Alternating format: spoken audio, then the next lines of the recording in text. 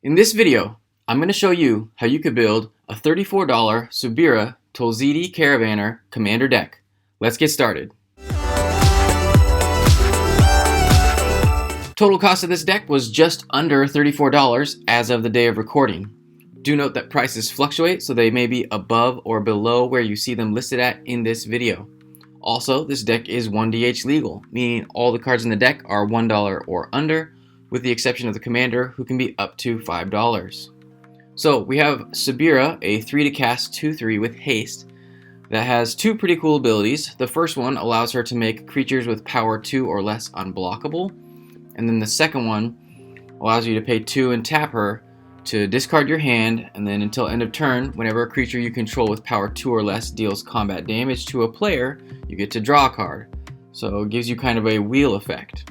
In this deck, we're running a bunch of small, impactful creatures, and we can go two routes. One is the value route, getting combat damage triggers, or the wheel route, allowing us to discard our hand and then fill it with a bunch of new cards. And then we can either win with a bunch of small 1/1 type creatures, or bigger flyers, or we can possibly win through Infect. I do want to note that when I first built this deck, I was trying to go the weenies route, put a bunch of little things out, overrun my opponents by giving those things double strike or pumping up the damage they were dealing. And I really struggled with it because it required me to get too many pieces to stick on the battlefield, and then I ran out of gas a lot of times because those pieces, or too many of those pieces, got removed. So I ended up condensing the number of payoff cards that comboed with Subira and increased the number of those red good stuff type cards. So let's get into the deck. We are running 13 Accelerants in this deck. Starting off, we have Guardian Idol and Phorigian Totem, both of which can tap to give us mana, but also can become creatures. The Idol I typically used offensively, while the Totem was more of a defensive mana rock. The Runaway Steamkin was a creature that ended up giving me ritual type effects every few red spells that I ended up casting. I also have Pristine Talisman, which gains me life, while the Cryptolith Fragment forced everybody to lose life, and if the game was really close, it would turn into the Aurora of Emrakul, which could help us to close out games. Unstable Obelisk is just a mana rock that allows us to remove problematic permanents. And then we have Mana Geode, which scries when it enters and taps for a red, and the Explorer's Scope, which can help us to play lands off the top of our library. Bonder's Ornament, Magnifying Glass, and Seer's Lantern can all tap for mana, but they also offer us card advantage in that they allow us to either draw cards, investigate, or scry. And then we have Sphere of the Suns and Darksteel Ingot, which can tap for a red. As for our game plan, we have 14 cards specific to our game plan. Obviously, Subira is great because she can give our creatures unblockable, and then hopefully we get some triggers off of our creatures dealing combat damage. But if we end up getting a bunch of small creatures out, we can also wheel our hand, helping to get us into more gas and overrun our opponents. One of the greatest cards for doing so is Mob Rule, because it allows us to steal a bunch of the small creatures at the table and then smack our opponents with them, helping us to wheel. Or we can steal the bigger creatures and hopefully eliminate an opponent from the game. Ogre Menial was my favorite way to win because you would just give it unblockable with Subira and then dump 10 mana into it to one-shot an opponent or possibly two-shot an opponent over 2 turns. We also have Tilanali's Summoner as well as Krenko 10 Street Kingpin, which help us to get a bunch of weenies onto the battlefield to help overrun our opponents. If we can't win that way, we also have the Moonsilver Spear as well as the Dragon Whisperer, which can help us to create 4/4 flyers, either angels or dragons, and then Mirror Shield, which can help give our most important creature hexproof as well as an additional 2 toughness. Harsh Mentor and the Immolation Shaman help us to tax our opponent's life total anytime they activate a non-mana ability of a creature, artifact, or a land. And then the Scab Clan Berserker also helps us to tax our opponent's life total in that as long as it's renowned, every time our opponent casts a non-creature spell, they're going to lose 2 life. Demanding Dragon is another card that's going to typically deal 5 damage to an opponent, or it could force them to sacrifice a creature. It also makes for a pretty good attacker or blocker. while the Taurian Mauler gets bigger the longer the game goes on, as it gets a plus counter each time an opponent casts a spell. Strata Scythe is another way to make a big creature, as when we cast it, we're going to remove a mountain from our library, and then once we equip a creature, that creature is going to get +1/+1 for each mountain we control. We are running 20 cards to interfere with our opponent's game plan. Starting off, we have Flame Slash and Flame Tongue Kavu, both of which deal 4 damage to one of our opponent's creatures. Fire Prophecy allows us to deal 3 damage to a creature and sort of allows us to rummage, while Dwarven Vigilantes and Flame Blast Dragon give us a repeatable way to remove our opponent's creatures. The Dragon can also deal with Planeswalkers or damage our opponent's life total. Stone Fury is a 5 to cast card that helps us remove creatures, so pretty expensive. It deals damage equal to the number of lands we control. Fissure is also 5, but it's a little bit better in that it destroys the creature, or we can also get rid of a land with it.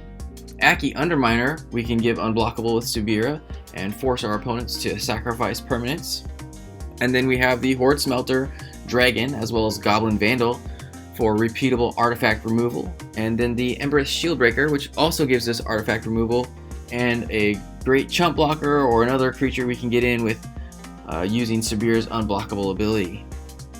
Aftershock, Abrade, and Shredded Sails help us to remove artifacts or creatures. Aftershock can also get rid of lands, although it does deal 3 damage to us. And then Shredded Sails will only hit flyers, but we do have the option to cycle it as well. Steel Hellkite, Meteor Golem, and Scour from Existence help us to remove any kind of permanent on the battlefield. Typically I was using them to get rid of enchantments. The Steel Hellkite has a repeatable ability, but it does require us to get in for combat damage to use it. Mizium Mortars allows us to deal 4 damage to each of our opponent's creatures, removing a lot of their small to mid-sized creatures, or we can use it as targeted removal as well, while Chain Reaction and Starstorm help us to wipe the board of all creatures. As for cards that provide consistency to this deck, we are running 12 of them. To start off, we have Prophetic Flame Speaker, a 1/3 with double strike that we can make unblockable with Subira, and then anytime it deals combat damage to a player, we get to exile the top card of our library, and we have the option to play it this turn. So this is going to give us 2 cards each time we swing in with it, assuming we were able to make it unblockable or we had an opponent that was wide open. Hoarding Dragon allows us to pseudo tutor an artifact, and then when it dies, that artifact goes into our hand. And then Dragon Mantle just draws us a card and gives one of our creatures Fire Breathing. Great to put on any one of those smaller weenie type creatures. You make it unblockable and then you pump it up. Prophetic Flame Speaker is one of them, although I wouldn't typically do that because that just makes him an even bigger target than he already is. Furious Rise, Outpost Siege, and Chandra Fire Artisan give us more of those exile cards from the top of our library and then get the option to play them that turn. We can even use Outpost Siege if we choose dragons, assuming we have a huge army of weenies, and that will just kind of make our win inevitable, allowing us to wipe out each opponent should the board get wiped. Rose Gloves helps us draw more cards whenever we deal combat damage to a player. Seer Sundial gives us more card draw anytime we play a land, and then Sunset Pyramid we can use to draw up to 3 cards, and then once we've removed all its brick counters, we can use it to scry. Mimic Vat and Felden of the Third Path give us a reanimate type effect off of either our own creatures that we've lost or potentially one of the creatures our opponents have lost, so we can get a lot of value out of those 2 cards. And the same goes for Charmbreaker Devils, except for it's going to return instants and sorceries to our hand to recast. As for lands, we have 41 of them in this deck. To start off, we have Arch of Araska, Spinerock Knoll, and the Dormant Volcano, all of which provide us card advantage, in that the Arch can help us to draw cards. The Spinerock Knoll, we get to hide away a card, and then assuming we are able to deal 7 damage in a turn, we can play that card out of exile. And then Dormant Volcano just helps essentially draw us an extra mountain at the cost of 2 mana. Myriad Landscape helps us to ramp, while Evolving Wilds and Terramorphic Expanse help us to thin our deck. And then we have Field of Ruin and Tectonic Edge to remove problematic lands our opponents are playing. And then lastly, we have 33 basic mountains. Average converted mana cost of this deck was 3.36. There you can see the mana curve. Keys to victory in this deck: play your lands out of exile, There were quite a few times that I would draw my card and then just play a land, forgetting that I had multiple ways to exile cards off the top, and I just lost out on potential card advantage doing so. So try to remember to play lands out of exile if you can. Also, remember your damage triggers. When I did play testing online with this deck, I realized how many triggers I was missing from those taxing effects whenever my opponents were activating abilities, artifacts, creatures, or lands that weren't mana abilities, deal 2 damage to them, or non-creature spells. I was missing a lot of little tiny bits of damage here and there that really helped to whittle your opponent's life total down, making it easier for us to finish, or for one of our other opponents to finish players off. And then lastly, if possible, try to prioritize your ramp. I had the temptation to try to get my more impactful pieces onto the battlefield, and then those would end up getting removed. So unless you need to put those out, try to prioritize your ramp. Here are a few cards I would consider if I were to go above that $1 price point. If you want to see some more ideas, check out the link in the description below. Better yet, share your thoughts in the comments what card you would upgrade with. That way, others can see your brilliant ideas and alter to their liking. If you liked the video, you should give it a thumbs up and consider subscribing. If you do, make sure you ring the bell so you don't miss any of the new weekly content from Budget Commander. Otherwise, you can check out the video in the top right or either of the playlists on the bottom.